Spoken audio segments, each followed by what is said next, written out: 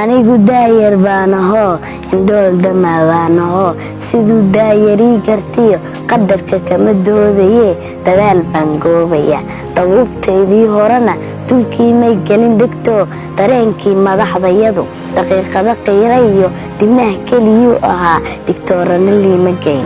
haddaan calankan dugsaday daryeelii fidin karayn haddaan madaxdan dirsaday warkaygana diirinayn adaa ii diirnaxee dadkayga ii gurmada dawlada jarmalkaan rabaa duruusta ameerikiyo darsiga kanadaan raba da'daydu markay kontana indhoolkaad daayacdeed inaad degan lagu nastiyo dugsiyo u funaan raba waxaan rajaynayaa inaad ka bogateen fariintii cuslayd ee ayaan xasan ducaale hawada idiin soo marisay waxaanu tixgelinay ama aqbalnay